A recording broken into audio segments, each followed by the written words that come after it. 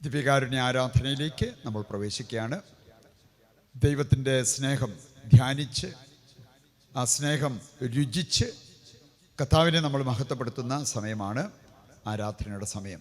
പ്രാർത്ഥനാപൂർവ്വം മുട്ടുകുത്തിയോ എഴുന്നേറ്റ് നിന്നോ ഈശോയെ ഈ അൾത്താരയിലേക്ക് സ്വീകരിക്കുമ്പോൾ ഹൃദയത്തിലേക്കും സ്വീകരിക്കുവാൻ നമുക്ക് ആഗ്രഹിച്ച് പ്രാർത്ഥിച്ചുകൊണ്ടിരിക്കാം.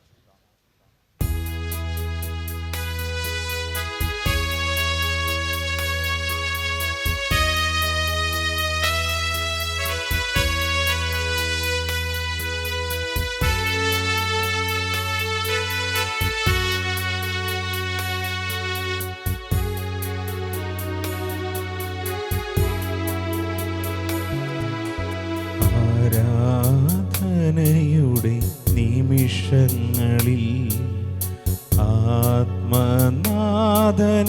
കാണുവാൻ ആരാധകരിവർ കാത്തിരിപ്പു.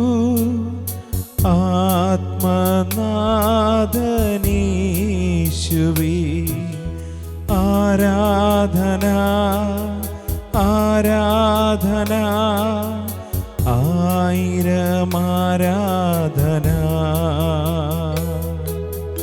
ആരാധന ആരാധന ആത്മാവിലാരാധന.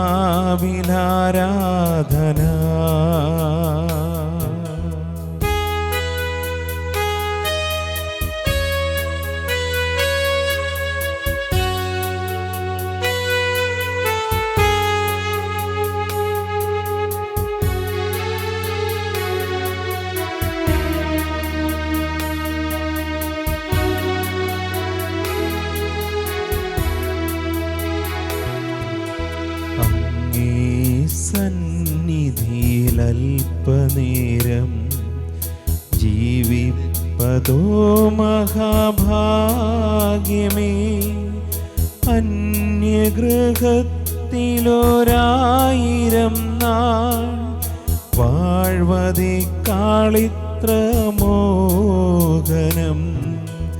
ആരാധന ആരാധന ആയിരം ആരാധന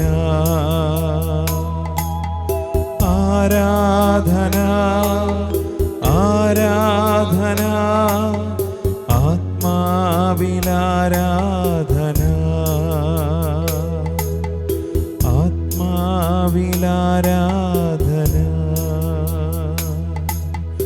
ആത്മാവിലാരാധന.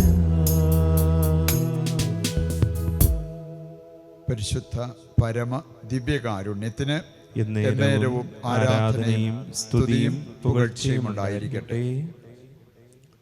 ഈശോയിൽ പ്രിയപ്പെട്ടവരെ, ദിവ്യകാരുണ്യനാഥനെ നമ്മൾ ആരാധിക്കുന്ന, ദിവ്യകാരുണ്യനാഥനെ നമ്മൾ സ്നേഹിക്കുന്ന, ആ ദിവ്യകാരുണ്യനാഥൻ്റെ സ്നേഹം നമ്മൾ ഏറ്റെടുക്കുന്ന സമയമാണ് ഈ ആരാധനയുടെ സമയം. നമുക്ക് രാവും പകലും ചേർത്താൽ 24 മണിക്കൂറുണ്ട്. അതിൽ ഒരമണിക്കൂർ സമയം കർത്താവിൻ്റെ കൂടെ ഇരിക്കുവാൻ, കർത്താവിനെ ആരാധിക്കുവാൻ, കർത്താവിനെ കണ്ട് ആസ്വദിക്കുവാൻ നമ്മൾ ഈ സമയം മാറ്റിവെച്ചിരിക്കുക. വിശുദ്ധ കുർബാനയിലേക്ക് നോക്കാം. ദൈവം ജീവനോടെ നമുക്ക് വേണ്ടി നമ്മുടെ മുമ്പിൽ എഴുന്നള്ളിയിരിക്കുന്ന സമയം. ജീവിക്കുന്ന കർത്താവിനെ ജീവിക്കുന്ന വിശ്വാസം കൊണ്ട് കാണാൻ പറ്റുന്നവരുടെ ജീവിതത്തിൽ എന്തത്ഭുതം വേണമെങ്കിലും സംഭവിക്കാം. നമ്മുടെ ജീവിത പ്രശ്നം എത്ര വലുതുമാകട്ടെ, നമ്മുടെ ദൈവത്തിൻ്റെ വലിപ്പം അതിനുപരിയാണ്.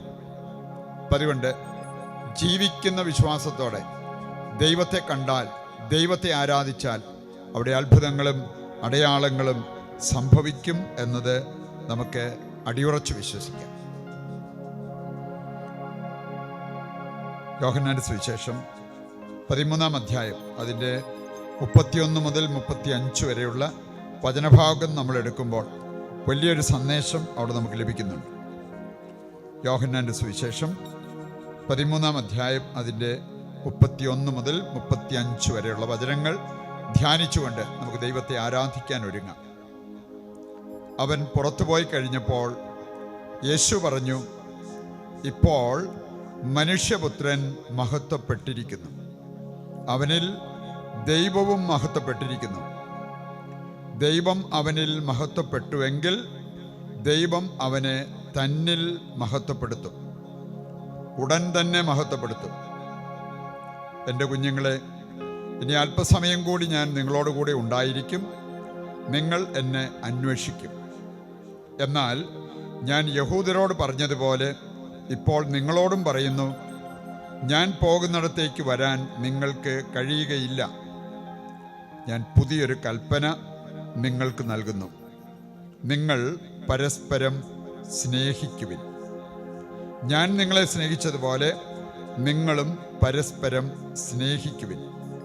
നിങ്ങൾക്ക് പരസ്പരം സ്നേഹമുണ്ടെങ്കിൽ നിങ്ങൾ എൻ്റെ ശിഷ്യന്മാരാണെന്ന് അതുമൂലം എല്ലാവരും അറിയും.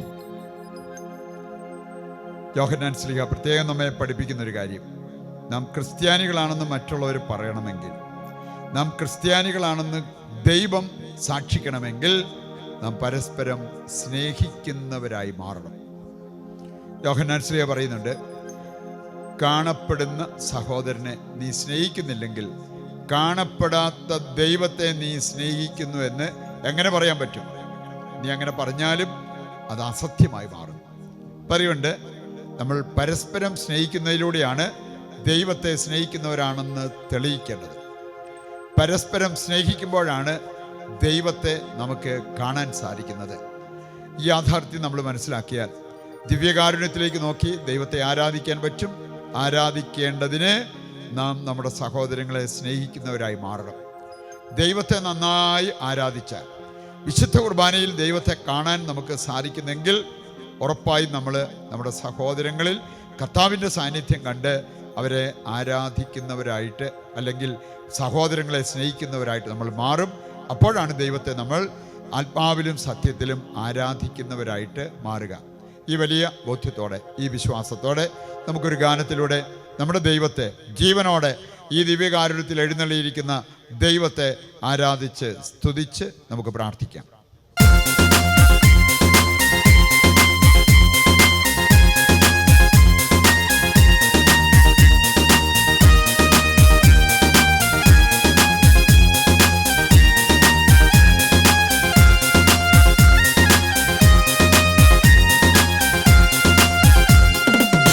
ആരാധിക്കും എൻ്റെ ദൈവത്തെ ഞാൻ പൂർണ്ണ മനസ്സോടെ, ആരാധിക്കും എൻ്റെ ദൈവത്തെ ഞാൻ പൂർണ്ണ ഹൃദയമോടെ, ആരാധിക്കും എൻ്റെ ദൈവത്തെ ഞാൻ പൂർണ്ണ മനസ്സോടെ, ആരാധിക്കും എൻ്റെ ദൈവത്തെ ഞാൻ പൂർണ്ണ ഹൃദയമോടെ, ആരാധിക്കും എൻ്റെ ദൈവത്തെ ഞാൻ പൂർണ്ണ ശക്തിയോടെ, ആരാധിക്കും എൻ്റെ ദൈവത്തെ ഞാൻ പൂർണ്ണ ശക്തിയോടെ, ആരാധിക്കും എൻ്റെ ദൈവത്തെ ഞാൻ പൂർണ്ണ മനസ്സോടെ, ആരാധിക്കും എൻ്റെ ദൈവത്തെ ഞാൻ പൂർണ്ണ മനസ്സോടെ.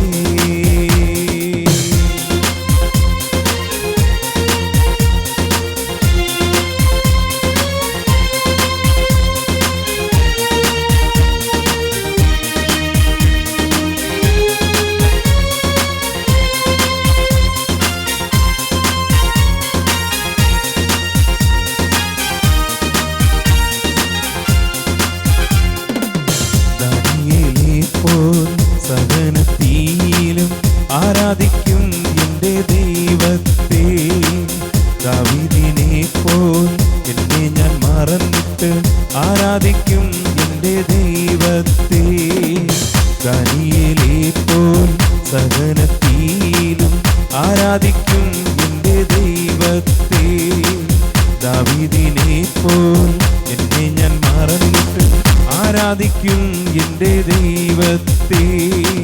കഷ്ടങ്ങൾ വന്നാലും സന്തോഷം വന്നാലും ആരാധിക്കും എൻ്റെ ദൈവത്തെ, സന്തോഷം വന്നാലും ദുഃഖങ്ങൾ വന്നാലും ആരാധിക്കും എൻ്റെ ദൈവത്തെ, ആരാധിക്കും എൻ്റെ ദൈവത്തെ ഞാൻ പൂർണ്ണ മനസ്സോടെ,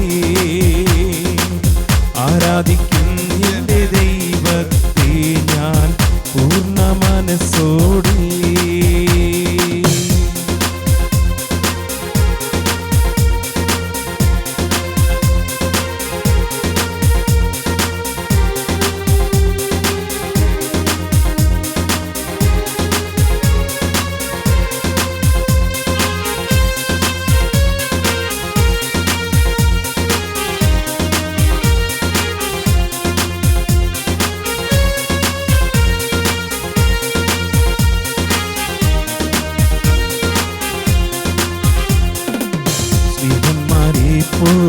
പീഡനമേൽക്കുമ്പോഴും ആരാധിക്കും എൻ്റെ ദൈവത്തെ, ലോകത്തിൽ ഏകനായി നിന്ദനമേൽക്കുമ്പോഴും ആരാധിക്കും എൻ്റെ ദൈവത്തെ, ശ്രീഹന്മാരെ പോൽ പീഡനമേൽക്കുമ്പോഴും ആരാധിക്കും എൻ്റെ ദൈവത്തെ, ലോകത്തിൽ ഏകനായി നിന്ദനമേൽക്കുമ്പോഴും ആരാധിക്കും എൻ്റെ ദൈവത്തെ.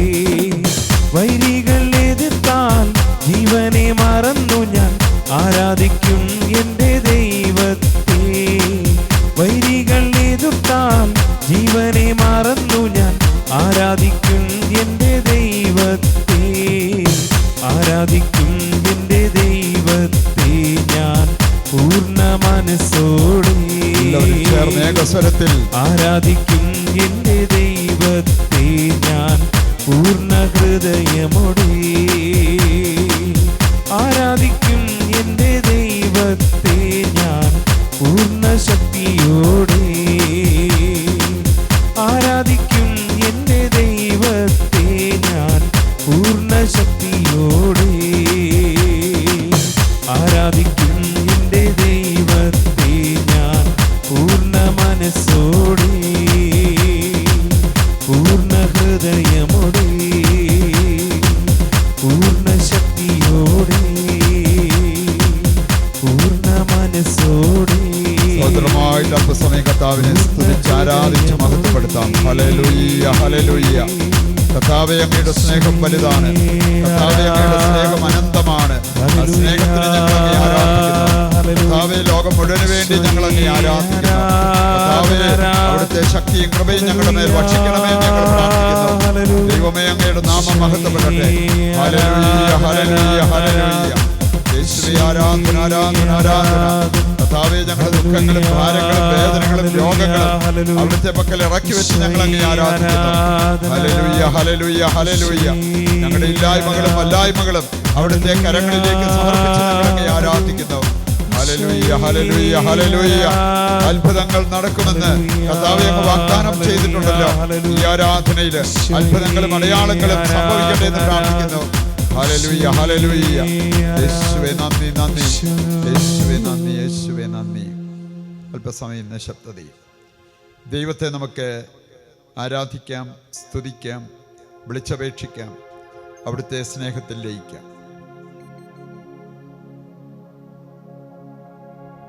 കർത്താവ് നമ്മോട് സംസാരിക്കുന്നു, അവിടുത്തെ സ്വരം കേൾക്കാം. കർത്താവ് നമ്മെ അനുഗ്രഹിക്കുന്നു, അനുഗ്രഹങ്ങൾ നമുക്ക് വിശ്വാസത്തിൽ ഏറ്റെടുക്കാം. ദൈവത്തെ ആരാധിക്കുന്നവർ അനുഗ്രഹങ്ങൾ പ്രാപിക്കാതെ പോകില്ല. കർത്താവേ, പ്രഭാതം മുതൽ പ്രദോഷം വരെ അങ്ങയെ ധ്യാനിച്ച് ജീവിക്കുവാൻ, അങ്ങയുടെ സ്നേഹവലയത്തിലായിരിക്കുവാൻ അനുഗ്രഹിക്കണമെന്ന് പ്രാർത്ഥിക്കുക.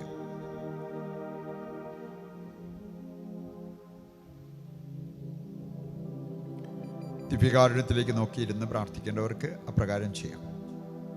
കണ്ണുകൾ അടച്ച് കർത്താവിൻ്റെ മുഖം കണ്ട് പ്രാർത്ഥിക്കേണ്ടവർക്ക് അപ്രകാരം അല്പസമയം നിശബ്ദതയിൽ കർത്താവിൻ്റെ സ്നേഹത്തിൽ ലയിച്ച് പ്രാർത്ഥിക്കുക. ഹൃദയത്തോട് ചേർത്ത് പിടിച്ചുള്ള പ്രാർത്ഥനയാണ് ഏറ്റവും മനോഹരമായ പ്രാർത്ഥന. കർത്താവിൻ്റെ ഹൃദയത്തോട് നമ്മുടെ ഹൃദയം ചേർത്ത് വെച്ച് നമുക്ക് പ്രാർത്ഥിക്കാം. അവിടുന്ന് പറയുന്നത് കേൾക്കാം. ഹൃദയാഭിലാഷങ്ങൾ അവിടുത്തെ മുമ്പിൽ ഇറക്കി വെച്ച് നമുക്ക് പ്രാർത്ഥിക്കാം.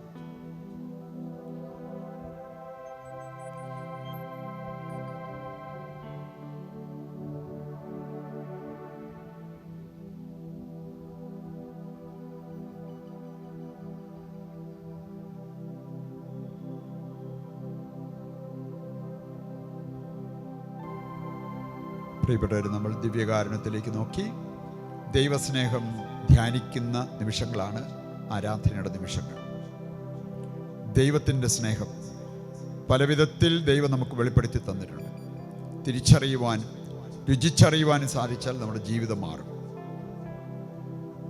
നമ്മുടെ ഭാരങ്ങൾ, നമ്മുടെ രോഗങ്ങൾ, നമ്മുടെ വേദനകൾ കർത്താവ് ഏറ്റെടുക്കും. അതിനുവേണ്ടിയാണ് കർത്താവ് മനുഷ്യാവതാരം ചെയ്തത്.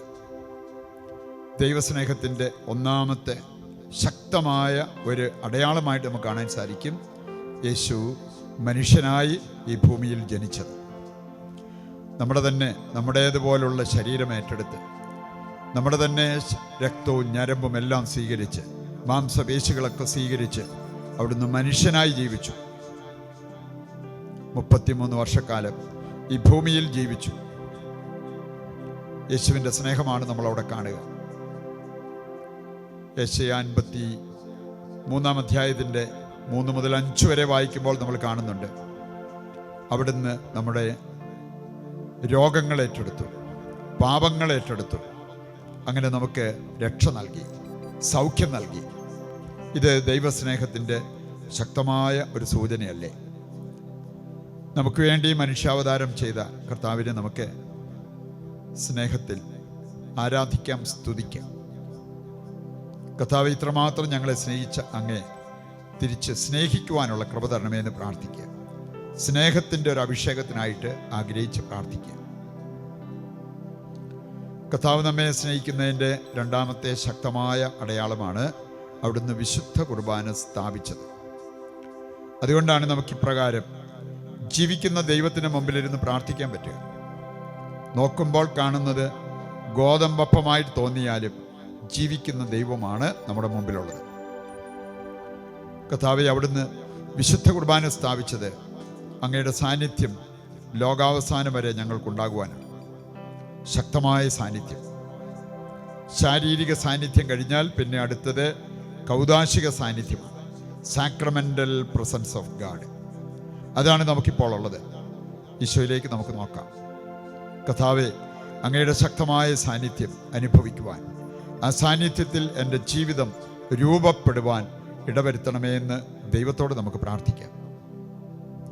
കർത്താവിൻ്റെ പക്കലേക്കുള്ള നമ്മുടെ നിലവിളികൾ, ദൈവസന്നിധിയിലേക്ക് നമ്മൾ ഉയർത്തുന്ന നമ്മുടെ യാചനകൾ, പ്രാർത്ഥനകൾ ദൈവം കൈക്കൊള്ളും.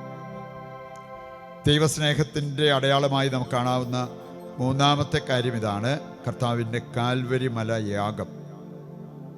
വിശുദ്ധ കുർബാനയിൽ നമ്മൾ അനുസ്മരിക്കുന്നത്, ഓരോ പ്രാവശ്യം ബലിയർപ്പിക്കുമ്പോഴും കർത്താവിൻ്റെ കാൽവരി മല യാഗം നമ്മൾ അനുസ്മരിക്കുന്നു.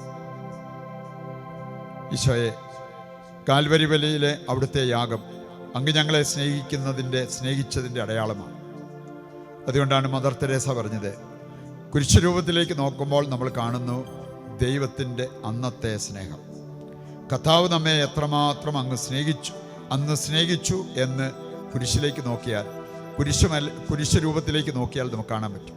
കാൽവരി മല യാഗം. വിശുദ്ധ കുർബാനയിലേക്ക് നോക്കുമ്പോൾ ഇന്നത്തെ കർത്താവിൻ്റെ സ്നേഹം നമ്മൾ കാണുന്നു.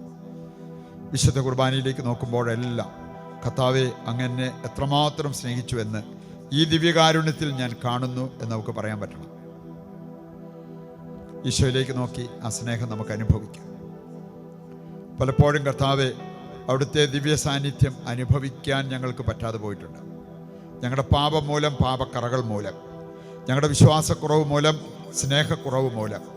അതെല്ലാം അങ്ങ് പരിഹരിക്കണമേ. അതിലൂടെ കർത്താവെ, എപ്പോൾ ഞങ്ങൾ വിശുദ്ധ കുർബാനയിലേക്ക് നോക്കിയാലും അവിടെ അങ്ങയുടെ സ്നേഹം അനുഭവിക്കുവാൻ, എപ്പോൾ ഞങ്ങൾ കാൽവരി മലയിലെ കുരിശിലേക്ക് നോക്കിയാലും അങ്ങയുടെ സ്നേഹം അവിടെ കാണുവാൻ അനുഗ്രഹിക്കണമേ എന്ന് പ്രാർത്ഥിക്കുക.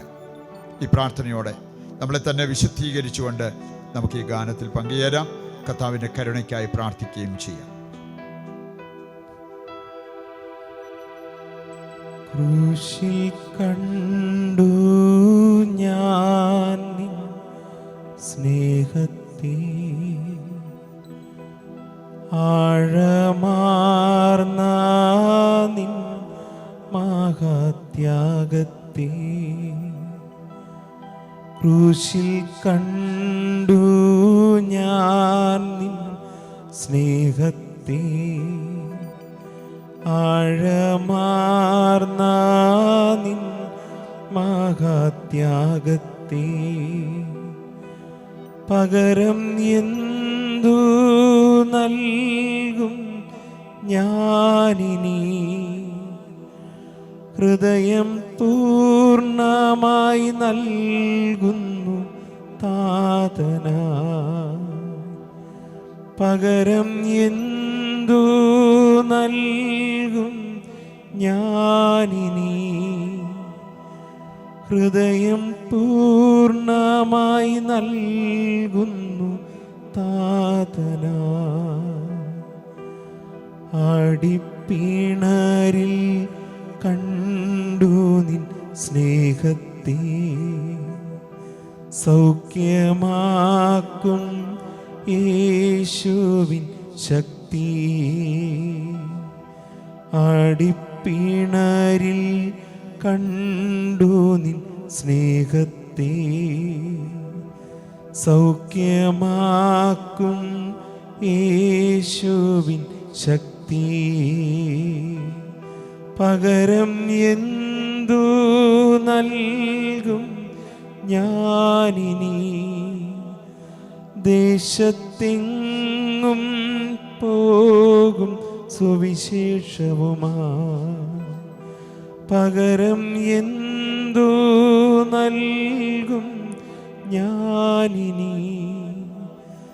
ദേശത്തെങ്ങും പോകും സുവിശേഷവുമാ. ഏതാനും നിമിഷങ്ങൾ നിശബ്ദതയിൽ നല്ല നല്ല തീരുമാനങ്ങൾ എടുക്കുവാൻ നമുക്ക് സാധിക്കട്ടെ. കർത്താവിൻ്റെ സ്നേഹത്തിന് നമ്മൾ പ്രത്യുത്തരം നൽകേണ്ടവരാണ്. ആ സ്നേഹം തിരസ്കരിക്കപ്പെടേണ്ടതല്ല, സ്വീകരിക്കപ്പെടേണ്ടതാണ്. ഹോസിയയുടെ പുസ്തകം 11 തിരസ്കരിക്കപ്പെട്ട സ്നേഹത്തെക്കുറിച്ചും അതുമൂലം ദൈവത്തിൻ്റെ നൊമ്പരത്തെക്കുറിച്ചും നമ്മൾ കാണുന്നുണ്ട്. ഇനി ഒരിക്കലും കർത്താവിൻ്റെ സ്നേഹം തിരസ്കരിക്കാൻ നമുക്കിടവരാതിരിക്കട്ടെ. ദൈവസ്നേഹത്തിന് വേണ്ടതുപോലെ പ്രത്യുത്തരം നൽകുവാൻ വേണ്ട കൃപയ്ക്കായി നമുക്ക് പ്രാർത്ഥിക്കാം. ഏതാനും വചനങ്ങൾ നമ്മുടെ മനസ്സിലേക്ക് ഏറ്റെടുക്കുമ്പോൾ അതെല്ലാം നല്ല തീരുമാനങ്ങളിലേക്ക് നമ്മെ നയിക്കട്ടെ. യോഹന്നാൻ 13:35 നമ്മൾ കണ്ടു, പരസ്പരം സ്നേഹിക്കുന്നതിലൂടെ നാം യഥാർത്ഥ ക്രിസ്ത്യാനികളായി മാറണം. പരസ്പര സ്നേഹത്തിൽ നമ്മെ വളർത്തണമേ എന്ന് ദൈവത്തോട് പ്രാർത്ഥിക്കാം. എഫേസസ് 3:17 പറഞ്ഞിട്ടുണ്ട്, സ്നേഹത്തിൽ വേരുപാകി അടിയുറയ്ക്കാൻ നമുക്ക് പറ്റണം. സ്നേഹത്തിൽ വേരുപാകി അടിയുറയ്ക്കാൻ. കർത്താവേ, അങ്ങയോടുള്ള സ്നേഹത്തിൽ, പരസ്പര സ്നേഹത്തിൽ വേരുപാകി അടിയുറയ്ക്കുവാൻ ഞങ്ങളെയും അനുഗ്രഹിക്കണമേ എന്ന് പ്രാർത്ഥിക്കുക. കൊളോസസ് 3:14 നമ്മൾ വായിക്കുന്നുണ്ട്, സ്നേഹത്തിൽ നാം പരിശീലനം നേടണം. ട്രെയിനിങ് നമുക്ക് ആവശ്യമാണ്. സ്നേഹത്തിൽ വളരാൻ ട്രെയിനിങ് നമുക്ക് ലഭിക്കണം. കൊളോസസ് 3:14 നമ്മൾ വായിക്കുന്നത് സ്നേഹം പരിശീലിക്കണം എന്നുള്ള ആ യാഥാർത്ഥ്യമാണ്. അത് നമ്മുടെ ജീവിതത്തിൽ നിറവേറുവാൻ ആഗ്രഹിച്ച് പ്രാർത്ഥിക്കാം. 1 തെസ്സലോനിക്ക 4:10, ഫിലിപ്പിയർ 1:9, 1 തെസ്സലോനിക്ക 3:12, 1 യോഹന്നാൻ 3:11. ഇതെല്ലാം നമ്മളെ ഓർമ്മിപ്പിക്കുന്നൊരു കാര്യം, ദൈവസ്നേഹത്തിലും പരസ്നേഹത്തിലും നമ്മൾ അഭിവൃദ്ധിപ്പെടണം എന്നുള്ളതാണ്, വളരണം എന്നുള്ളതാണ്. നമുക്കതിനായി ആഗ്രഹിക്കാം, പ്രാർത്ഥിക്കാം. അതിനുവേണ്ട അഭിഷേകത്തിനായിട്ട് ഇപ്പോൾ നിങ്ങൾ പ്രാർത്ഥിച്ചുകൊണ്ടിരിക്കട്ടെ. ഒപ്പം മറ്റ് ആവശ്യങ്ങൾ, നിങ്ങളുടെ ആവശ്യങ്ങളെല്ലാം ദൈവകരങ്ങളിൽ ഏൽപ്പിച്ച് ഇപ്പോൾ പ്രാർത്ഥിച്ചുകൊണ്ടിരിക്കട്ടെ. കർത്താവേ, ഈ സമൂഹത്തിൻ്റെ മേൽ അലിവ് തോന്നണമേ. കർത്താവേ, ഈ സമൂഹത്തോട് കരുണ കാണിക്കണമേ. അങ്ങയോട് നിലവിളിച്ച് പ്രാർത്ഥിക്കുന്ന ഈ മക്കളുടെ മേൽ അവിടുത്തെ കൃപയും കരുണയും വർഷിക്കണമേ എന്ന് പ്രാർത്ഥിക്കുന്നു. കർത്താവേ, അങ്ങയെ നോക്കി പ്രാർത്ഥിച്ചുകൊണ്ടിരിക്കുന്ന ഈ മക്കളെ ദിവ്യകാരുണ്യ ശക്തിയാൽ നിറയ്ക്കണമേ എന്ന് പ്രാർത്ഥിക്കുന്നു. സ്നേഹത്തിൻ്റെ അഭിഷേകം നൽകി അനുഗ്രഹിക്കണമേ എന്ന് പ്രാർത്ഥിക്കുന്നു. ഇവരുടെ ശരീരത്തിൻ്റെ രോഗങ്ങളും വേദനകളും കർത്താവേ അങ്ങെടുത്ത് മാറ്റുവാൻ തിരുമനസ്സാകണമേ എന്ന് പ്രാർത്ഥിക്കുന്നു. ഇവരുടെ കുടുംബത്തിൻ്റെ എല്ലാ പ്രയാസങ്ങളിലേക്കും പ്രശ്നങ്ങളിലേക്കും അവിടുത്തെ ശക്തി അയക്കണമേ എന്ന് ഞങ്ങൾ പ്രാർത്ഥിക്കുന്നു. ഈ നിമിഷം കർത്താവേ, അവിടുത്തെ കരം ഈ മക്കളുടെ മേൽ ഉയർത്തണമേ. ദിവ്യകാരുണ്യ ശക്തി ഈ മക്കളുടെ മേൽ അയക്കണമേ എന്ന് പ്രാർത്ഥിക്കുന്നു. അതിവരിൽ സൗഖ്യമായി മാറട്ടെ, അഭിഷേകമായി മാറട്ടെ, സാന്ത്വനമായി മാറട്ടെ എന്ന് ഞങ്ങൾ പ്രാർത്ഥിക്കുന്നു. പ്രിയപ്പെട്ടവരെ, കർത്താവായ യേശുക്രിസ്തുവിൻ്റെ നാമത്തിൽ പൗരോഹിത്യ അധികാരത്തിന് കീഴിൽ നിന്നുകൊണ്ട് നിങ്ങളെ, നിങ്ങളുടെ കുടുംബത്തെ, നിങ്ങളുടെ നിയോഗങ്ങളെ ആശീർവദിക്കുകയും അനുഗ്രഹിക്കുകയും ചെയ്യുന്നു. പിതാവിൻ്റെയും പുത്രൻ്റെയും പരിശുദ്ധാത്മാവിൻ്റെയും നാമത്തിൽ ആമേൻ. നമുക്കിപ്പോൾ താഴ്ന്ന സ്വരത്തിൽ കർത്താവിനെ സ്തുതിച്ചുകൊണ്ട് ദിവ്യകാരുണ്യത്തിൻ്റെ ആശീർവാദം ഏറ്റെടുക്കുകയും ചെയ്യാം. ആരാധന. Hallelujah, hallelujah. ഈശോയേ ആരാധന, ആരാധന. Hallelujah, hallelujah, hallelujah. ഈശോയേ ആരാധന, ആരാധന. ഈശോയേ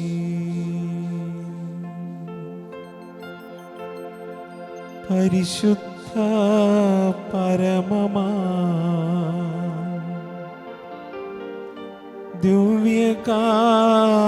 ദിവ്യകാരുണ്യമേ, ഇന്നുമെന്നും അങ്ങേക്കാരാധന.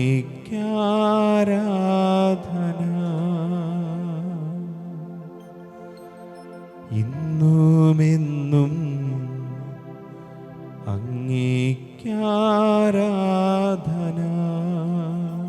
പരിശുദ്ധ അമ്മയുടെ വിമല ഹൃദയത്തിൽ നമ്മെ പ്രതിഷ്ഠിക്കാം. നമ്മുടെ കുടുംബത്തെയും പ്രതിഷ്ഠിച്ച് നമുക്ക് പാടി പ്രാർത്ഥിക്കാം. ഈശോ മിശിഹായ്ക്ക് സ്തുതിയായിരിക്കട്ടെ. മറിയമേ, നിന്റെ നിത്യസഹായം